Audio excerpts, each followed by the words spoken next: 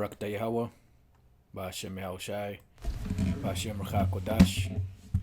Welcome to another live lesson.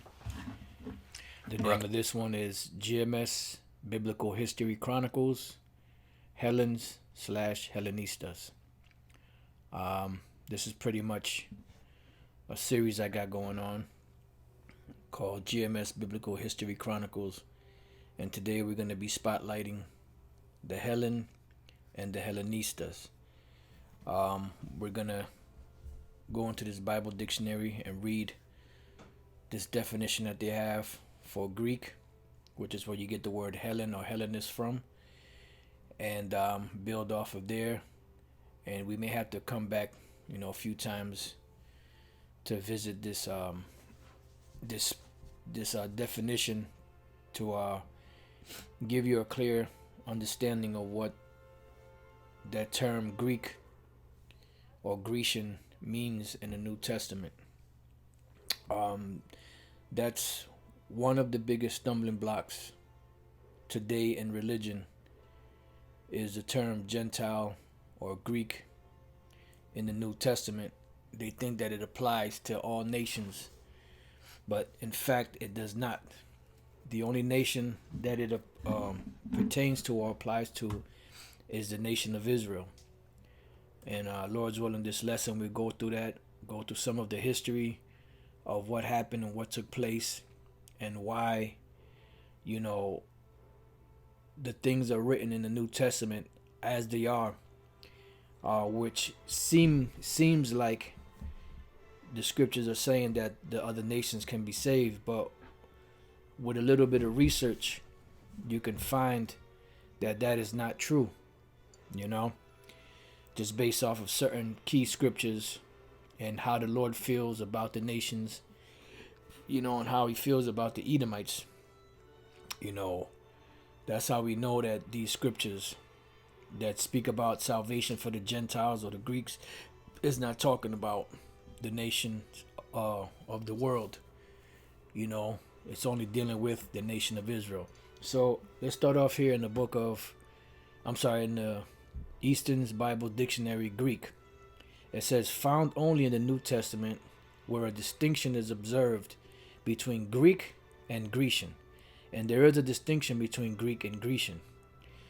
And we're going to read about that, because the Greek could be applied to different nations, because you had something going on back then in the ancient world when the Greeks came into power, known as Hellenization. Now, Hellenization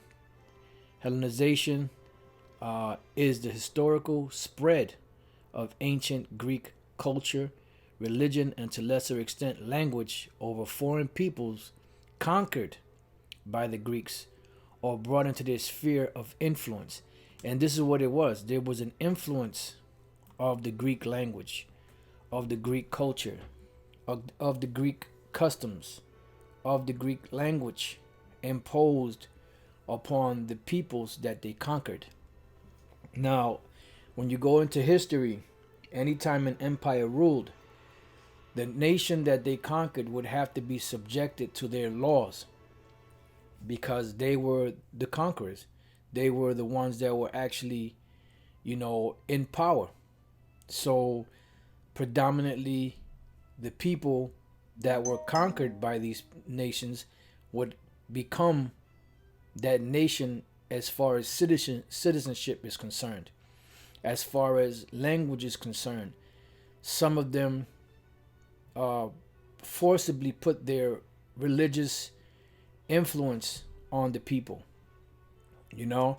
Some captivities that we were under, and some nations that had rule would allow, in certain cases, the different nations to worship their own gods or their own language or whatever the case is, but you always had to be subservient to that nation. Just like today, you have something called Americanization. When you look at America, America is the great melting pot. You have so-called Chinese, so-called Japanese. You have so-called Negros, so-called Hispanics, so-called Native American Indians, so-called Arabs, so-called East Indians, so-called Africans. You have all different nations of all different walks of life here in America. But in order for them to so-called be legal, they have to have what? U.S. citizenship. So you have a thing today called Americanization, which they push their form of, their language and their form of their ways upon other nations. See, so this is what was happening back then during the time when Alexander the Creep or Alexander the Greek was in power, and he was taking down all of the dark nations. There was a such thing known as Hellenization that was being imposed on those conquered peoples.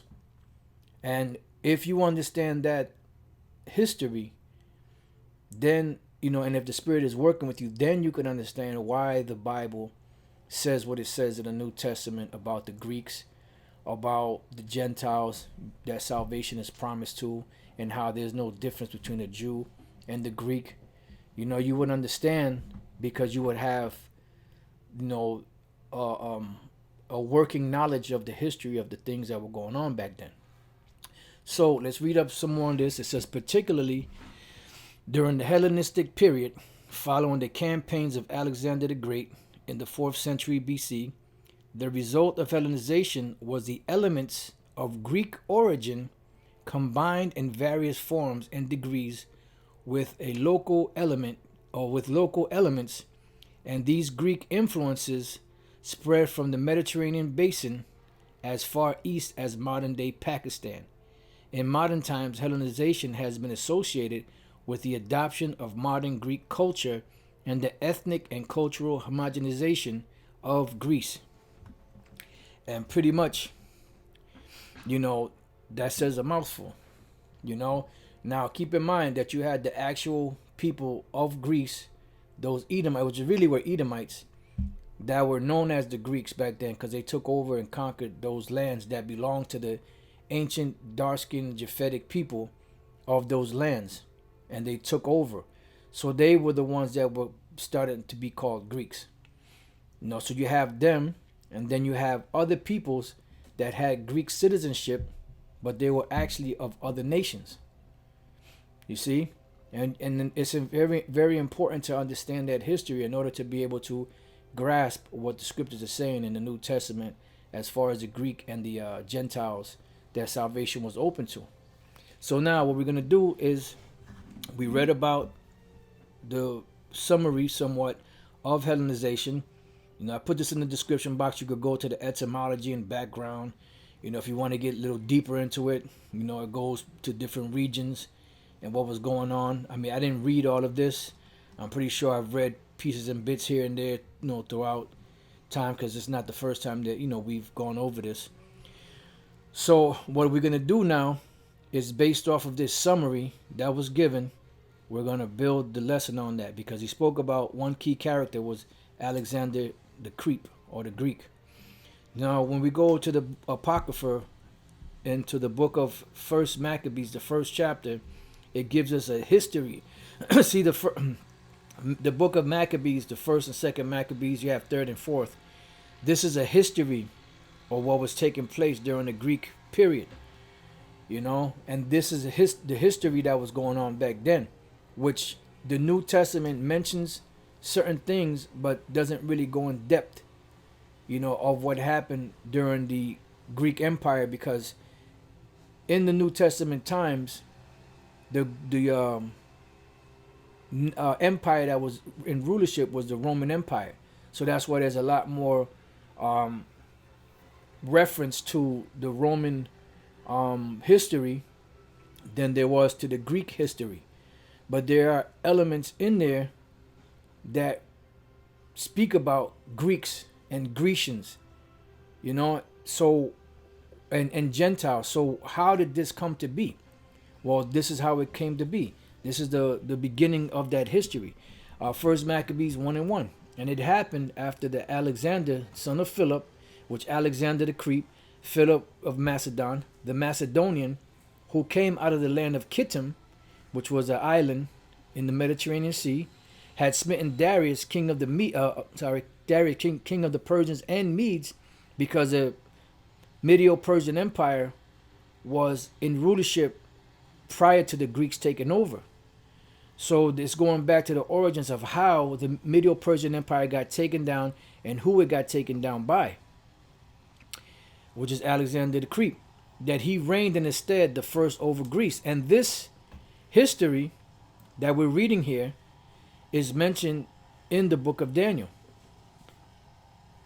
Let's go, just to get a quick point, let's go to the book of Daniel, chapter 8. And this is what a lot of so-called Christians and a lot of religious nuts out there and people are ignorant of. They're ignorant of the history and the prophecies of the Bible. All right, so here goes Daniel 8:20. The ram which thou sawest, having two horns, are the kings of Media and Persia. When you read from the first verse down, this is, there were metaphors in there written that pertain to the different nations that were ruling back then. So when you jump to the 20th verse, it's giving you who this was referencing.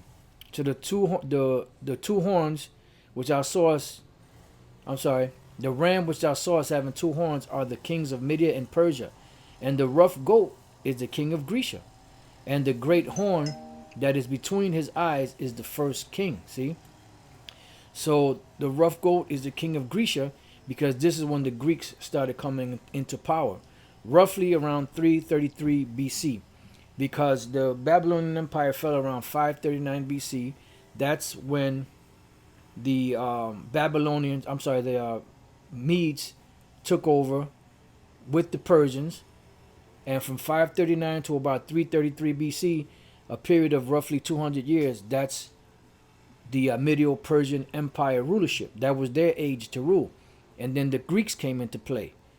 And the way the Greeks got control was through a man by the name of Alexander the Great, or the Greek, who in 12 years conquered the known world at the time. And it was stated in history that once he conquered the Persians, I believe it was, he started crying because there was no one else left to conquer. And that was the spirit the Lord gave this devil, to be a conqueror, to go around and taking nations down. Now, why is that?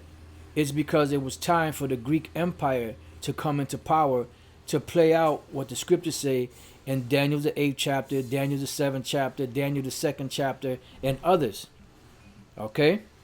So now, going back, so he was the first over Greece. We just read that in the history of the scriptures where that was found, one of the places. It says, and made many wars and won many strongholds and slew the kings of the earth. So lock it for a minute.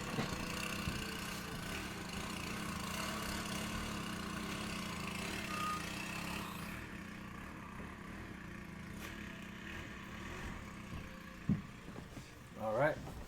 And made many wars and won many strongholds and slew the kings of the earth, and went through the ends of the earth and took spoils of many nations, and so much that the earth was quiet before him. Why? Because the Lord gave him the spirit to conquer these nations, whereupon he was exalted and his heart was lifted up. So what we're reading here is we're reading the beginning stages of the Greek Empire. All right? And we're going to read how they pushed their influence upon the rest of the world. And he gathered a mighty strong host and ruled over countries and nations and kings who became tributaries unto him. And after these things he fell sick and perceived that he should die. And we read about this history in different places in the book of Daniel, about, how the empire of the Greeks was parted amongst his generals.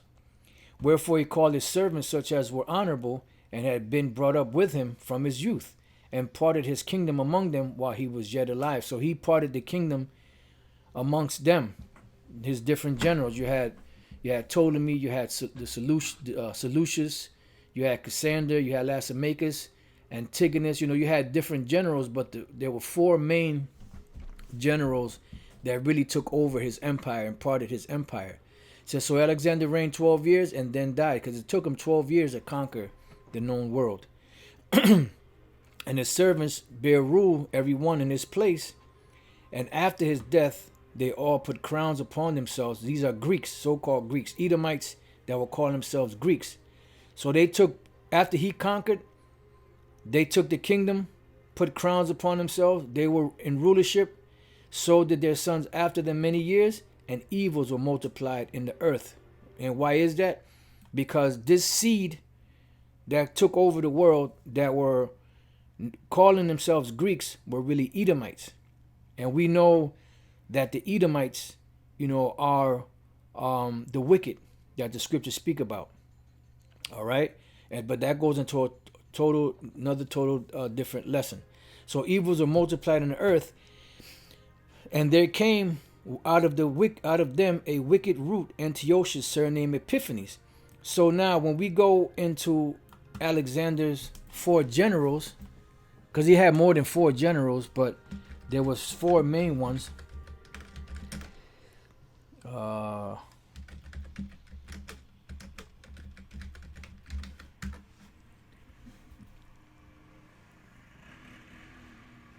Let's see if they'll give us anything here.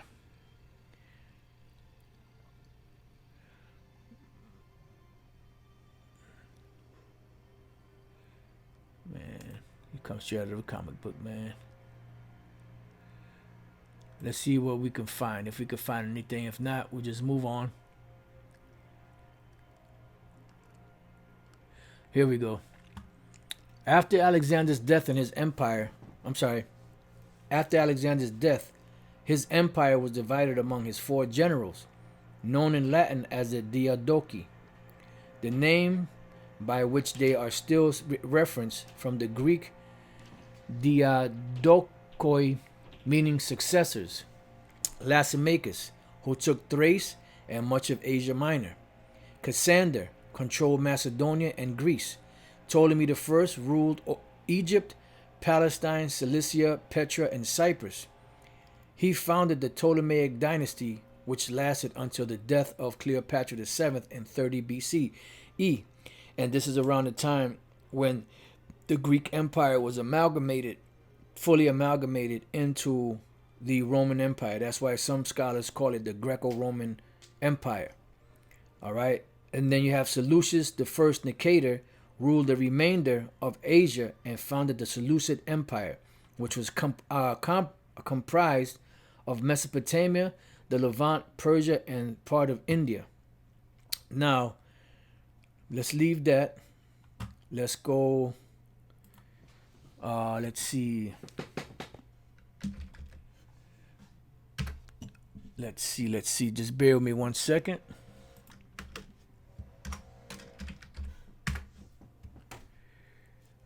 Let's go to images. Let's see what we can find.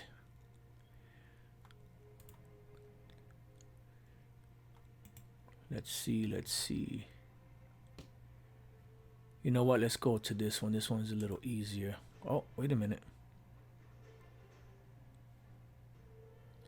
No, that's nice, but it doesn't really break it down. Just bear with me 1 second.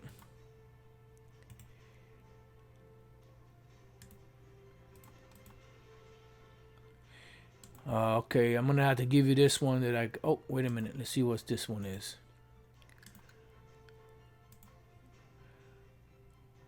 All right, this one's a little cartoonish, but nevertheless, it gets the job done. So here we go. This is the Mediterranean Sea. This is the Middle East. This is Egypt. So here you see the different regions that were given.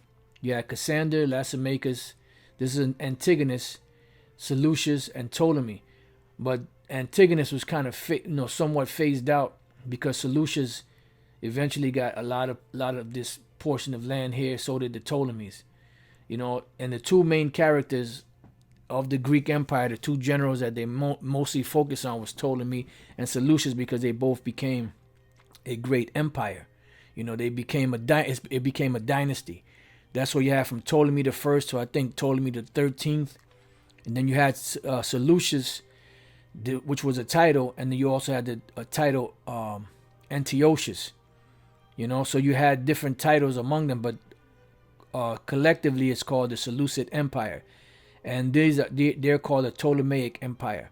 They're the ones that took over Egypt. That was the new face of Egypt. That's when the Edomites had rule and sway over Egypt. And that's why you have a period of time from like 3 something or 2 something BC until about around almost to the AD era change, where you had a bunch of pharaohs that look like Edomites because they were actually ruling at that time. So this is the map so you can get an idea of what was going on. So that's how they took over. Those are the 4 generals, the main 4 generals. So going back, and there came back in 1 Maccabees 1 and 10, and there came out of them a wicked root, Antiochus, surnamed Epiphanes. So this guy, Antiochus, surnamed Epiphanes, came out of the Seleucid Empire. All right, so you could understand. And when you read the history about Alexander the Greek, he was conquering nations, but there's an account in the Josephus where he had a dream, and when he came to Jerusalem, he left those priests alone. He left Israel alone. He didn't really force too much anything on them, for lack of better words. But when the Antiochus Epiphanes, which was of the Seleucid Empire, came into power, he's the one that pretty much put hell on Israel. So we're reading about his history, and you could type his name in, Antiochus Epiphanes, and you could read more up on the history about him, and to get a better idea of what happened. And he's the one, as we're going to read here, that burnt the temple, and I forget exactly the date. It's been a while since I've gone over this history, but what he did in conquering and destroying the temple and burning the books, the Bibles, the Torahs and all that, sacrificing swine's flesh, this is where the Maccabees came in and revolted against these Edomite Greeks and set up a restoration of the temple. And that's where we get our Hanukkah from, which is the Feast of Lights, or the Feast of Dedication, which Yahushua himself kept, in Jerusalem. Okay, so that's why we celebrate Hanukkah, because it was a restoration or a rededication of the temple that was destroyed by this devil here, Antiochus Epiphanes. All right, so we're reading the beginning stages of that. So, son of Antiochus the king, who had been a hostage at Rome, and he reigned in the 137th year of the kingdom of the Greeks. I said, in those days went there out of Israel wicked men. So now we're getting to the Sambos among our nation. All right. It says, in those days, the sellouts. In those days went there out out of Israel wicked men, who persuaded many, saying, let us go and make a covenant with the heathen, which we're not supposed to do. Scriptures tell us that, we shall make no covenants with them, nor with their gods. Let us go and make a covenant with the heathen that are round about us, for since we departed from them, we have had much sorrow. Bear with me 1 second again.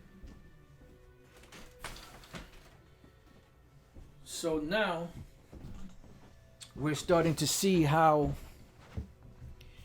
the Israelites started to get into the Hellenization thing, started to get into the worshiping of the Greek gods and the Greek idols, and the customs and the language and the games, the Olympic games, how they even sewed foreskins back on their penis to make it seem like they were uncircumcised, and also ultimately they became uncircumcised in mind when they fell away from the law, statutes, and commandments of Yahweh Bashem Yahushai to worship these Greeks.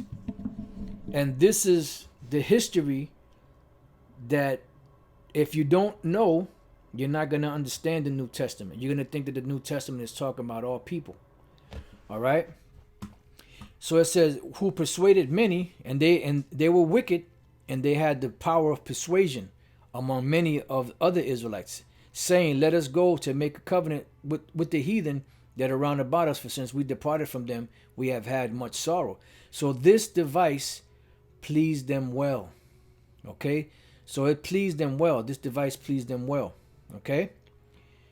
Then certain of the people were so forward herein that they went to the king, who gave them license to do after the ordinances of the heathen. Whereupon they built a place of exercise at Jerusalem according to the customs of the heathen. So they built a gymnasium, which the word gymnasium from the word gymnos means naked. They were wrestling and, doing, whatever races and whatever, butt naked, right in Jerusalem. And what happened? And made themselves uncircumcised. This is, twofold. And forsook the holy covenant and joined themselves to the heathen and were sold to do mischief. So this is what happened. So you had those of Israel that actually did this thing voluntarily. But then you had those among Israel that were forced to do this. Some of them revolted, got put to death. Some of them went for it, and eventually they were known as Greeks. Their children were known as Greeks. When we read 2 Maccabees, the 6th chapter, just start at the first verse, and we'll go back to 1 Maccabees. It says, not long after this, the king sent an old man of Athens to compel the Jews to depart from the laws of their fathers and not to live after the laws of the Most High. And we're reading about this here in 1 Maccabees. Matter of fact, let me jump down to the 41st verse. It says, moreover, King Antiochus wrote to his whole kingdom that all should be one people. And this is the straight up Hellenization, which we read, which was the influence of their culture, their religion, their language upon all nations that they conquered. All right. It says, and everyone should leave his laws. So all the heathen agreed according to the commandment of the king. So this is where the Hellenization came into place. Some of them agreed and some of them were forced. All right. Follow along. Yea, many also of the Israelites consented to his religion. And this is what happened. It consented to his religion. Yeah, there's a term called epi something.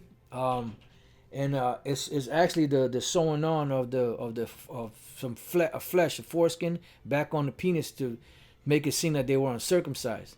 Yeah, man, Jake wanted to, when Jake do something, man, they go all out. It says, yea, many also of the Israelites consented to his religion and sacrificed unto idols and profaned the Sabbath. See, and this is what happened. And then when you read on down, the ones that didn't go for this, they were put to death. The ones that consented were cool. And this is where the whole Maccabean revolt started, because these were zealous Israelites that were resolved in themselves, for lack of better words, to not break the laws of Yahweh B'Shem Yahushai, but to keep it. So now let's go back to 2 Maccabees 6:1.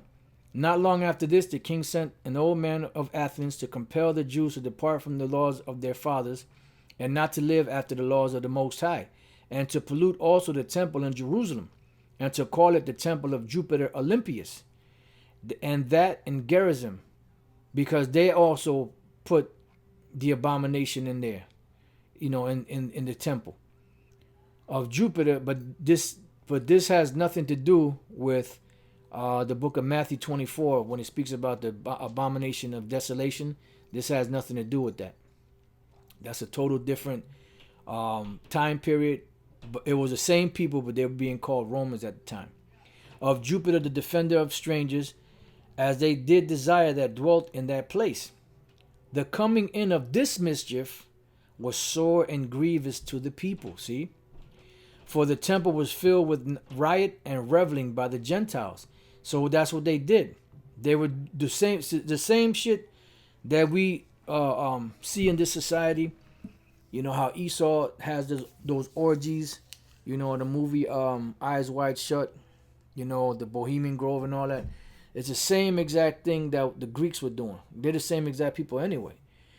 So these different rituals that they do, the orgies and all that they have to their gods, this is the same thing that was going on back then. They do that shit today, but you don't see it like they did back then. For the temple was filled with riot and reveling by the Gentiles, and this is why the Apostle Paul said not to have these, revelings, not to have these rioting. Let's go to Romans 13. See, and now you're starting to understand why the Apostle Paul and the scriptures in the New Testament speak about certain things. All right, Romans 13:13. Matter of fact, let me start at 11. And that knowing the time, that now it is high time to awake out of sleep. Why? Because when you were following the customs of the Greeks, the Hellenization period, you were asleep. For now is our salvation nearer than when we believed. The night is far spent, the day is at hand. Let us therefore cast off the works of darkness, which was what? This is what led to darkness. Those worshipings of those different idols, the customs, the ways of these nations, especially the Greeks. And let us put on the armor of light, which is this truth. It says, let us walk honestly as in the day, not in what? Rioting and drunkenness, not in chambering and wantonness. That's, dealing with your clubs and all that. Not in strife and envying. But put ye on the Lord Yahushua and make not provisions for the flesh to fulfill the lust thereof. See, because in these chambering, so you got to remember, you go to these clubs nowadays, back during the time of the Greek and Roman Empire, those places were pretty much places where people would go, listen to the music, get drunk, and then everybody would rip their clothes off and do all type of freakism. You had animals there, you had men on men, you had women on women. You had married men that had their wife there, and their wife was getting popped by some dude or some other chick. So it was a lot of filthiness going on back then. Same shit today. So that's why the Apostle Paul said, don't do this. So now we look up the word rioting. It's komos, a revel carousal. And you see Jake doing that. A nocturnal and riotous procession of half-drunken and frolicsome fellows who after supper parade through the streets with torches and music in honor of who? Of Bacchus. So keep that in mind, because we're going to read about that in 2 Maccabees. Or some other deity, and sing and play before houses of male and female friends, hence used generally of feasts and drinking parties that are protracted till late at night and indulge in revelry. And also there were a lot of orgies going on back then. The Romans did it, the Greeks did it, Jake did it, the nations did it. Now we got the word chambering, koita, a place for lying down, resting, sleeping in, a bed, couch, the marriage bed of adultery, cohabitation, whether lawful or unlawful, sexual intercourse. So that chambering was what? Those orgies. You type in orgies right now, they'll take you back to the Greek Empire, to the Roman Empire.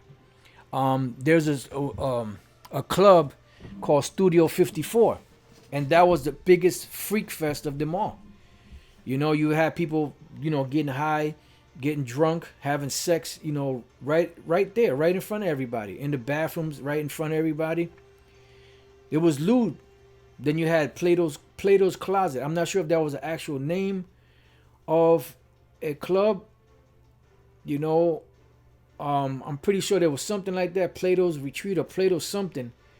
Because they were fashioning themselves in New York just like they did in ancient Rome and in ancient Greece. All right, so now we understand why the Apostle Paul said this. Because he understood the history. Remember, he was a well-studied and learned man. So he understood this history. And that's why he understood better how to deal with those Israelite foreigners. And that's why the Lord chose him as that vessel to go and preach to the Israelite foreigners, to the Gentiles.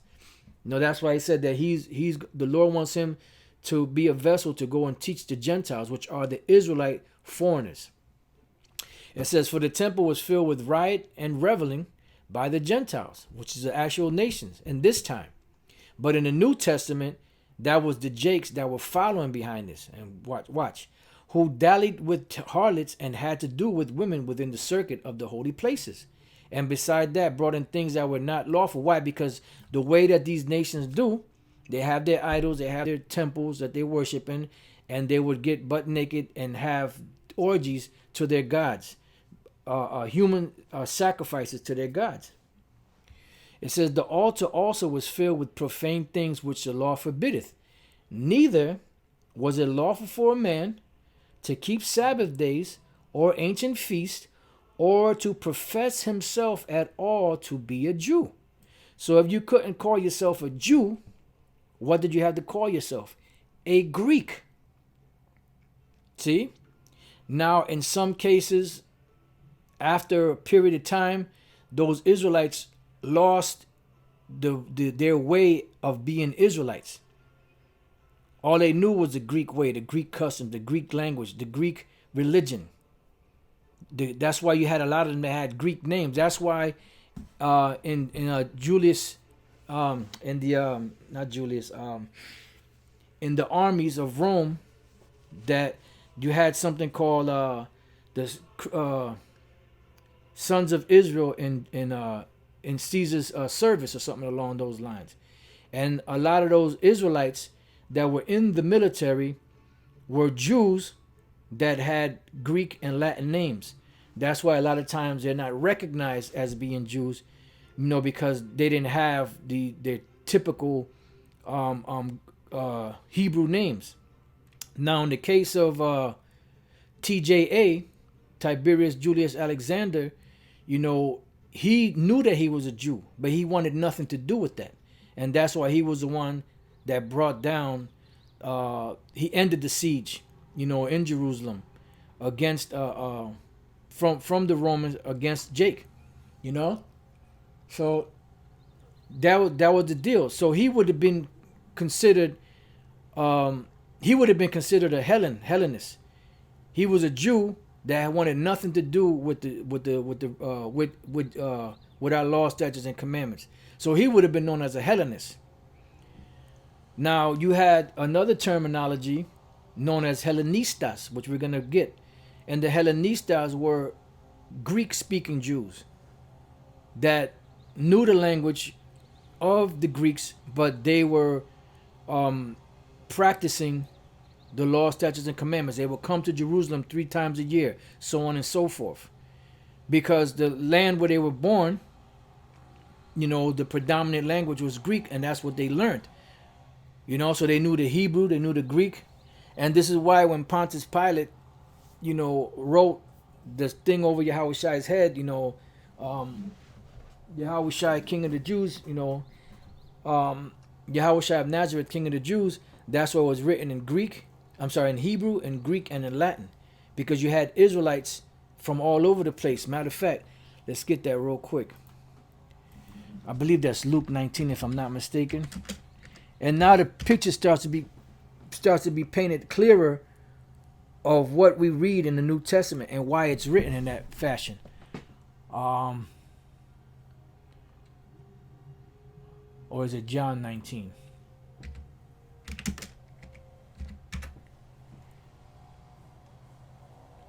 Yep, John 19 and 19.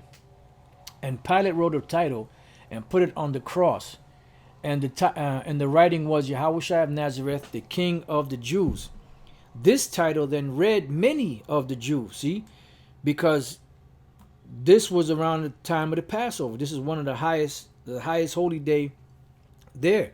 And you had Israelites that were there from all over the place. When we read in the book of Acts, the 2nd chapter, it says Jews, devout men out of every nation under heaven. You see? For the place where Yahushua was crucified was nigh to the city, and it was written in Hebrew and Greek and Latin, which many of the Jews read. Why? Because they were in these different lands coming. So these were considered to be the Hellenistas, which were Greek-speaking Jews, as opposed to the Hellenes that we're reading here in 2nd Maccabees that weren't able to call themselves Jew. So they weren't able to call themselves Jews. What were they calling themselves? Greeks. And this is where the understanding of that term, Greek and Grecian, comes into play. All right? It says, found only in the New Testament where a distinction is observed between Greek and Grecian. The former is one, a Greek by race, which you can have that, but these scriptures here in Acts 16, where it speaks about Timothy being a Greek, his father was not an actual Greek, an Edomite. His father was an Israelite that wanted nothing to do with the Jewish side of him, so to speak.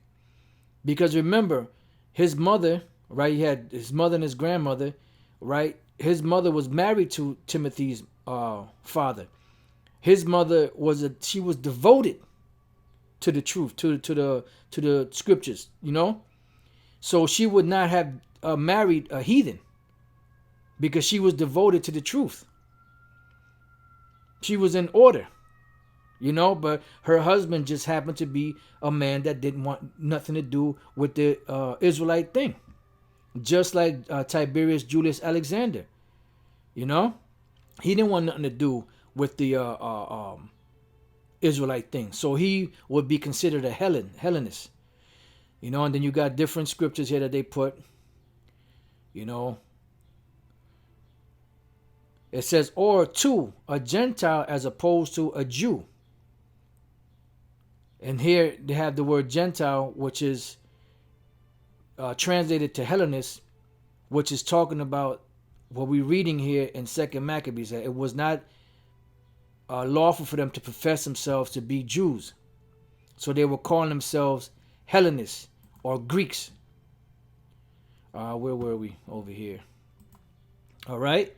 It says, the latter, meaning properly, one who speaks Greek, is a foreign Jew opposed to a home Jew who dwelt in Palestine. And this is perfect. Because you had those Hellenistas, which were Israelites that were foreign to the land of Israel because they lived either in, let's go to Acts 2 and 5. Better explain it with the scriptures.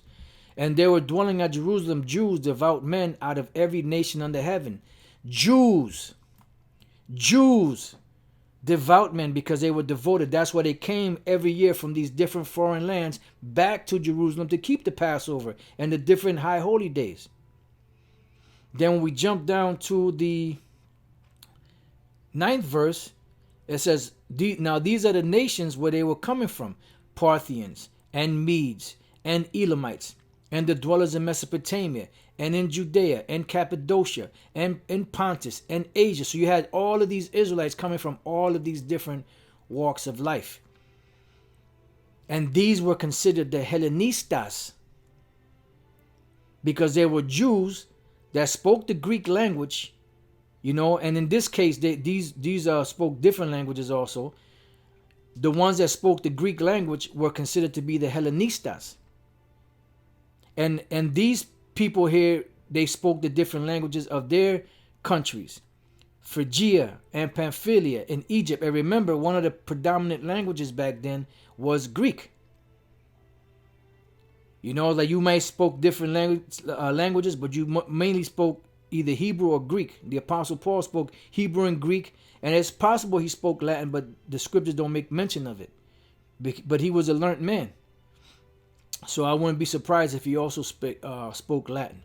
And in the parts of Libya, about Cyrene, which is North Africa, and you had a big community there, and you had a big community south of there, which were the Alexandrian Jews, and strangers of Rome, Jews and proselytes. And these proselytes were Israelites that converted to Yahushua. Because remember, you had those that were following the customs of the elders, you know, behind the Pharisees and Sadducees in them. And then you had those that were converted to Yahushua, to stop following behind those ways. Cretes and Arabians, see, we do hear them speak in our tongues the wonderful works of the Most High. So you had Israelites that were coming from all different walks of life to come to the feast in Jerusalem. And they knew that they were Israelites. And they embraced that. They just spoke different languages. The ones that spoke the Greek language will be considered Hellenistas. Now let's go from there. Matter of fact, let's see what else we got over here. All right, we can come back to this after. Now let's go from there to the book of Acts, the 6th chapter, real quick, and then we'll come back. All right, Acts 6:1. And in those days, when the number of the disciples was multiplied, there arose a murmuring of the Grecians. So people will read this, oh, white people against the Hebrew, they were coming against Jake. No, this is Jake on Jake.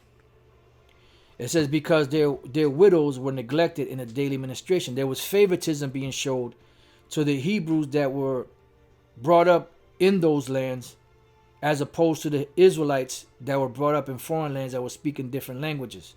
There was a big, they were showing favoritism.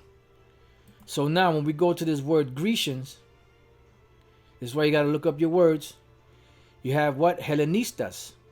Now Hellenistas is a Hellenist, one who imitates the manners and customs or the worship of the Greeks and use the Greek tongue, which you could use that, but it says used in the New Testament of Jews born in foreign lands and speaking Greek. And this is it. See, there were Jews that were born in foreign lands and speaking Greek, and this is why they were being pretty much, there was bias being showed against them. All right, and in this case here, one who imitates the manner of the customs of the or the worship of the Greeks and use the Greek tongue, this could be applied to an Israelite Hellenist, which is, you know, in the case of Timothy's father, who was known as a Greek. All right, so before we read on any more there, let's go. Now we got the points. Now let's go to Romans 10 and 12. Now, if you have understanding, you can understand scriptures like this. Romans 10 and 12. For there is no difference between the Jew and the Greek. Now, why is that said? Why is there no difference between the Jew and the Greek? Because they're both Israelites. That's why there's no difference between them. Because there's many more nations than just Greeks. You know? The whole world doesn't comprise around Greeks. You had many different nations back then. So why is it specifically saying Jew and Greek? Because you had a situation where when the Greeks, especially Antiochus Epiphanes, conquered the Israelites, they couldn't keep laws. They couldn't keep the Sabbath days. They couldn't keep the law of circumcision. And they could not profess themselves to be Jews. So they had to call themselves Greeks. What else were they going to call themselves? Romans? No, they had to call themselves Greeks. This is why the Apostle Paul came back and said, for there is no difference between the Jew and the Greek. Why? Because they're both Israelites. It says, for the same Lord over all is rich unto all that call upon him. Because these are the two extremes. The Israelites in Jerusalem and those lands that call themselves Jews, and the Israelites that were not from there that were calling themselves Greeks. And then in between that you had what? The Hellenistas, the ones that kept the customs but they spoke the Greek language. And when we look up this word here for Greek, we get the word Hellenist or Hellen, which a Greek either by nationality, which you could apply that to that term Greek, but not in this scripture. That's the difference. Whether a native of the mainland or of the Greek islands or colonies. In a wider sense, the name embraces all nations, not Jews, that made the language, custom, and learning of the Greeks their own, which you could apply that, but not in this scripture. When you go to the general term of Hellenist, it says the primary references to the difference of religion and worship. And these Greeks here, that there's no difference between the Jew and them, these were the Israelites that were caught up in the religion of the Greeks, which we read the history about. Now let's go from there to, do I have it here? Yes, let me bring this back here. Let me bring this back over here. 1 Corinthians 12 and 1. Now concerning spiritual gifts, brethren, I would not have you ignorant. You know that you were Gentiles. So when you came out of that Gentile state of mind, what happened? You were converted, and you came back. You returned. You shawabbed, which the word shawab means to turn back. You returned. You converted. You were brought back to your nationality by the mimicking, or the, should I not say mimicking, the practicing of the law, statutes, and commandments. And this is why when that whole situation about the circumcision of the Israelite foreigners came about, and there was such a big uproar about that, when they went to the disciples, to Peter and them, to see what should be done about this situation, and what should be what's the word I'm looking for? What instructions should be given to these Israelite foreigners? What did they do? Did they say, no, they don't have to keep the laws, don't worry about it, just let them keep doing what they've been doing? Or did they give them a set of rules and regulations to follow by that go back to the law? Exactly, because what they gave them to do was, I believe it was 4 things. Those all go back to the law. So the law is not done away with. It's just that the Jews, the Pharisees back then that were overzealous, wanted to forcibly put everything on these Israelite foreigners. They weren't ready for that, you know. So now when we read here, because we talking about, you know that you were Gentiles. So how did you stop being Gentiles? Because the Gentiles are the Gentiles no matter what. So how did they stop being Gentiles? By this, Romans 2:25. For circumcision verily profiteth, if thou keep the law. Right? But if thou be a breaker of the law, thy circumcision is made uncircumcision. So you become uncircumcised. You become a Gentile. You know? You become a castaway, so to speak.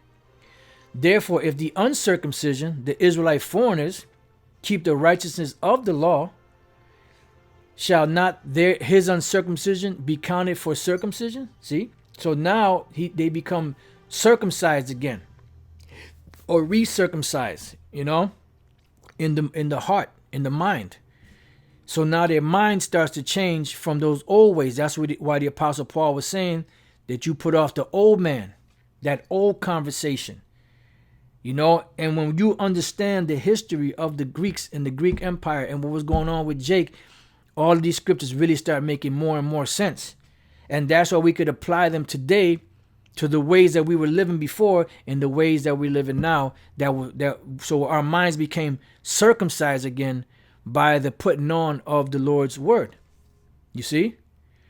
So it says, therefore, if the uncircumcision keep the righteousness of the law, shall not his uncircumcision be counted for circumcision? And this is why we read here, you know that you were Gentiles. And how did you become these Gentiles? Carried away unto these dumb idols, even as you were led. You see? Going back to 2 Maccabees here, when they couldn't call themselves Jews. Matter of fact, it says, and remember we read about Bacchus in Romans the 13th chapter about the rioting and chambering. And in the day of the king's birth, every month they were brought by bitter constraint to eat the sacrifices. So he made them do this every year. So what happened? After a process of time, you forget, you lose your that's why they put Gad into what? Re-education camps. They separated the families. And they made Gad cut their hair. They made him put on Esau's bullshit ass clothing. It was forbidden for them to speak their language. And eventually, what you think happened? They pretty much became Americanized. So it says, and when the fast of Bacchus was kept, see, should say the feast of Bacchus was kept, the Jews were compelled to go in procession to Bacchus, carrying ivy. And this is why the Apostle Paul referenced that, you know, the rioting and all of that, which takes you back to Bacchus or Dionysus, You know? So now let's go back. So now we understand that they were carried away into these dumb idols. So following behind the customs of these nations, that's what made them fall. And this is why the good news is that now you're finding favor with the Most High to be brought back into the fold. This is why he set up the Apostle Paul to be the teacher to the Gentiles, the Israelite foreigners, because the Most High now bestowed his favor through his son Yahushua upon you that had fell out of favor with the Most High. It's just that simple. St. John 7:32, the Pharisees heard that the people murmured such things concerning him. And the Pharisees and the chief priests sent officers to take him. Then said Yahushua unto them, Yet a little while am I with you, and then I go unto him that sent me. You shall seek me and shall not find me, and where I am, thither you cannot come. Then said the Jews among themselves, Whither will he go, that we shall not find him? Will he go unto the dispersed among the Gentiles? Who are the dispersed? The Israelites. Among these Greeks, among these nations, and teach the Greeks, because they were being called Greeks. Going back to where they weren't able to call themselves a Jew, but a Greek. Now let's go and look up this word dispersed. This is a very key word in this chapter. Diaspora. A scattering, dispersion of Israelites dispersed among foreign nations. So the Jews understood that history. So they're saying, this man is telling us that he's going to be with us for a little while, then he's going to be gone. So where is he going to go? Is he going to go to those dispersed, those heathens, those Israelite heathens that are among these nations, and teach them? That's what it's saying. Now, when we go to different renderings, I don't remember exactly which one it was. I think it was the NIV. Right. The Jewish leader were puzzled by this statement. Where is he planning to go? They asked. Is he thinking of leaving the country and going to the Jews in other lands? Maybe he will even teach the Greek. No, that's off. That's off like hell. I think it's this one. The Jews said one to another, Where does this man intend to go that we cannot find him? Will he go where our people live scattered among the Greeks and teach the Greeks? Because they were calling those Israelites Greeks. You see? So this is what that scripture really says. You know, we don't really go into all these other translations they go off, but every once in a while they'll paint the picture that's correct. So that's what it is. Will he go where our people live scattered among the Greeks and teach the Greeks, meaning teach those Israelite foreigners that are calling themselves Greeks? That's why it's important to know that history, man. All right, so let's see what else we got.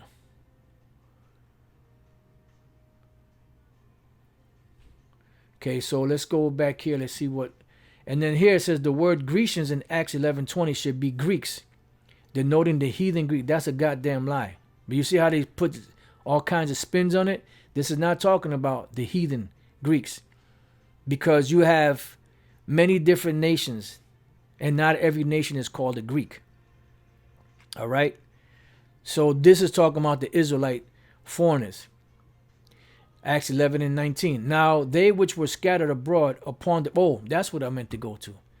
Let's go to 1 Peter, the first chapter, and the first verse. Peter, an apostle of Yahushua, to the strangers scattered throughout Pontus, Galatia, Cappadocia, Asia, and Bithynia. Did now we read about these in Acts the 2nd chapter?